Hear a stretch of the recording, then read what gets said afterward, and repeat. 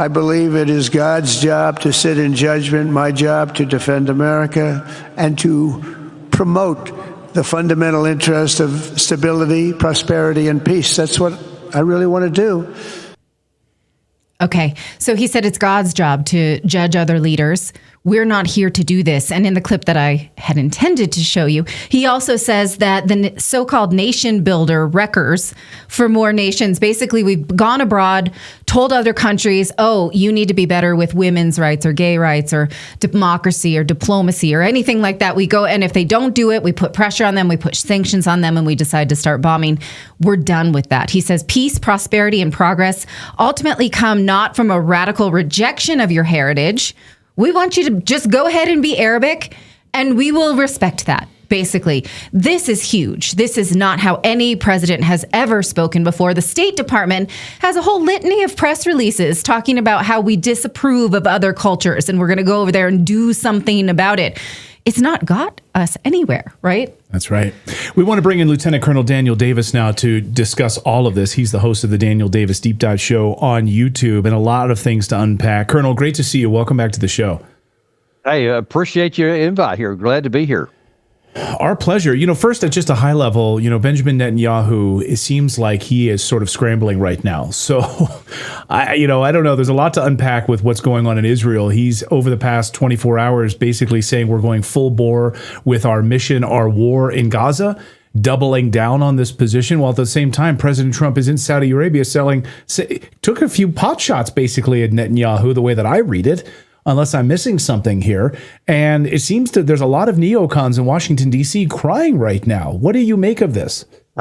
Well, I was cheering when I heard that, and I saw that clip that you were trying to show there a second ago, and I was just, I had to back the video up a little bit to did I just hear that right? Because I agree with you that I'm like, when have I ever heard an American president saying these things? I've been saying these things for a long time and wanting an American president to say them. Now, I will caveat by saying that your words are great, but they have to be followed with action too. But man, if he does any version of that, it could represent a sea change of positive for the United States, because what he said is so rational and logical, and that's what other people around the world want to hear, so that they can have better relations with us and more safety and security and more economic prosperity for us. So if he follows through with actions, that is fantastic.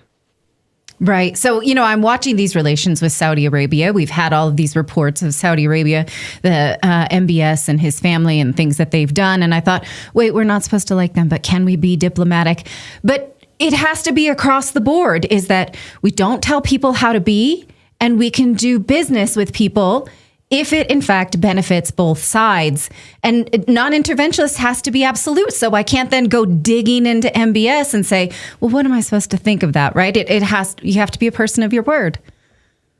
Well, look, it's a messy world that we live in, and you can't turn a blind eye and pretend nothing has happened. Or, sometimes you do have to take some actions, but ultimately, the president of the United States, whoever holds that office, has the primary obligation to keep us safe and to ensure our economic prosperity. And sometimes that means doing business with folks you don't like, and it also means that you can use your influence to guide them in areas where you do want them to go, especially if that's mutually beneficial. And if it's away from those things that he's been accused of in the past, that's a bigger win than trying to just condemn it.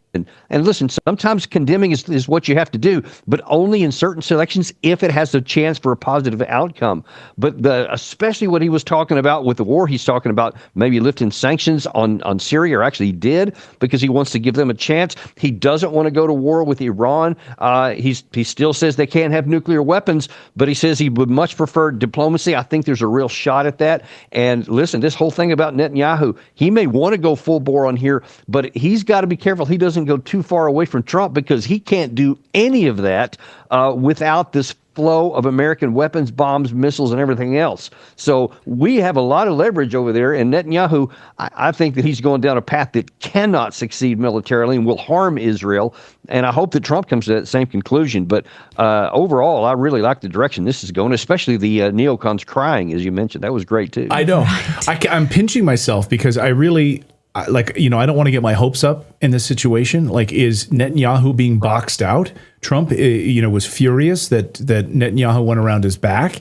on a number of different issues. He doesn't like being upstaged. He doesn't like being, waking up and finding at 4 a.m. that Netanyahu has released a video message putting words in Trump's mouth.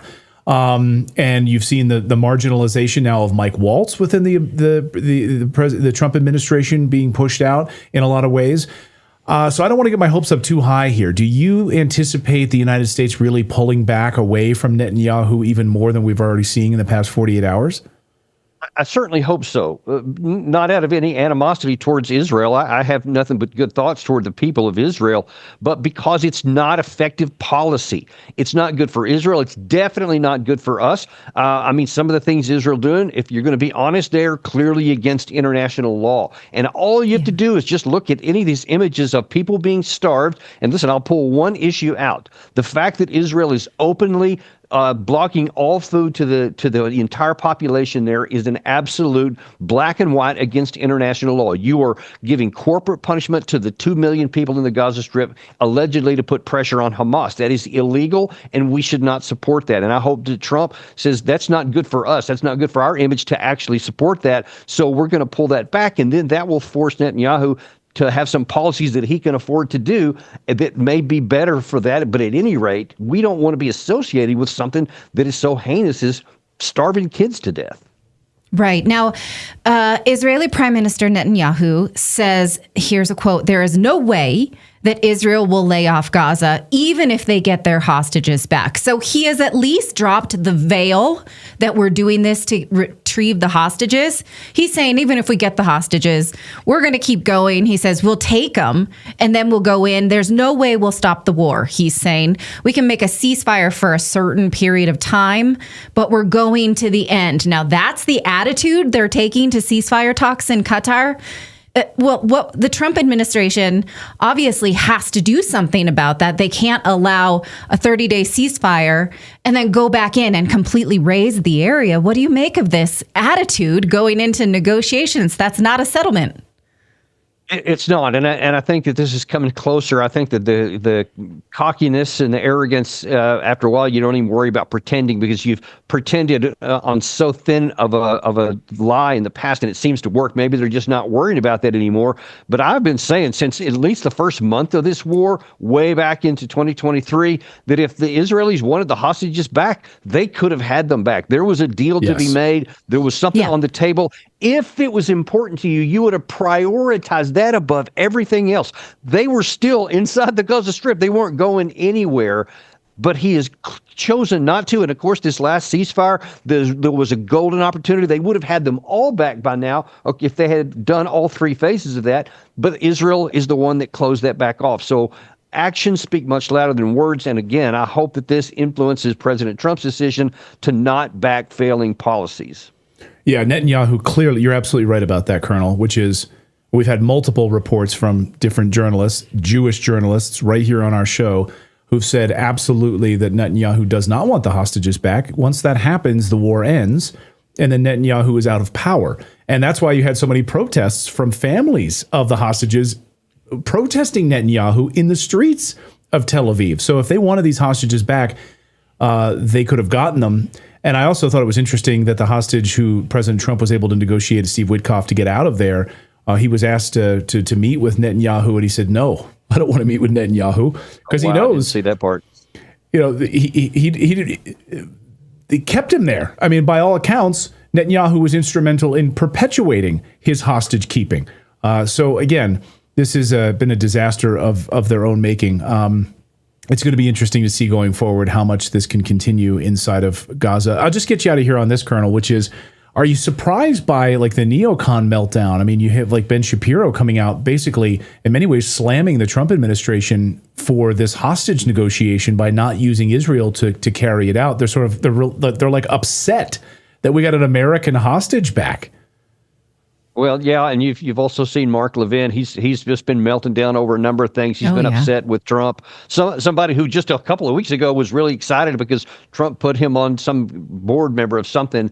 He was all excited. Now all of a sudden he's going against it because Trump is doing what he's actually campaigned on, which is America first. That's what the American president is supposed to do, is to prioritize our needs above any other nation. And now people, it just shows that some people actually don't want an America first foreign policy. They want an Israel first foreign policy, and then America if it works out. And I'm categorically against that. And again, I just want to reinforce, I'm absolutely not opposed to the people of Israel at all. I have nothing but good things about them. I want peace for all of them and for the Palestinian people. But priority comes to the American people from our president.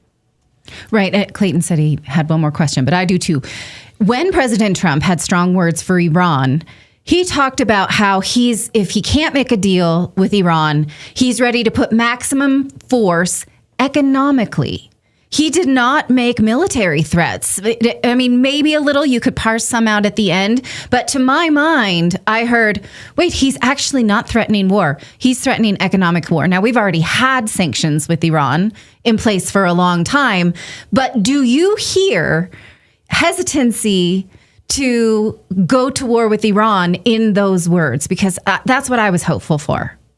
Yes, I actually covered that on my show earlier this afternoon, because when you saw some clips from, especially from late February and early March, Trump was basically said, hey, if there's not a deal, bombs are going to start falling. And we're in the last moment, folks. You know, we're right to the edge here of doing something. And there was something happened behind the scenes. And I'm trying to figure this out. But something really changed in Trump. And then he started switching to, actually, let's go down the diplomatic path. And I was the same with you. Well, I was listening carefully when he said that about Iran, and I noticed that the first thing he said was not there will be bombing. He just said maximum economic pressure, et cetera. And I agree that you could read, but there's some parsing later on that could imply that. But I think it's clearly he's laying out that his strong imperative, plus other comments he made during this speech, is that he does not want any war in this area. I don't think that the Saudi Arabians want any war. And if he wants all these good deals in there, the last thing you want is to have a war in the region. So I think these economic priorities are downplaying any kind of military priorities. So that's a good thing. Yeah, he's a businessman at heart, you know. So, and I think maybe the right people have gotten to Trump. We were hopeful that some of these neocons would be edged out, and it sounds like the right conversations, the pro-peace groups are surrounding Trump and maybe blanketing him, maybe protecting him from some of these neocons. That's the way that I'm seeing it right now. But Colonel Davis, we can give him a little credit directly. This is along the lines of things he promised on the campaign trail. Yeah. I think that one of the problems in the first administration was that he had the right ideas and other people were working against it. So by surrounding yourself with people who don't work against him, more of his good ideas come out. And I'm for that. Yeah. Like J.D. Vance, et cetera. So, Colonel, great to see you as always. Thank you so much for your insights on this. And we'll be watching. This is just the first leg of the Mideast trip here. A lot more news will be coming out of the Middle East in the next few days. Colonel, great to see you. You bet. Appreciate it.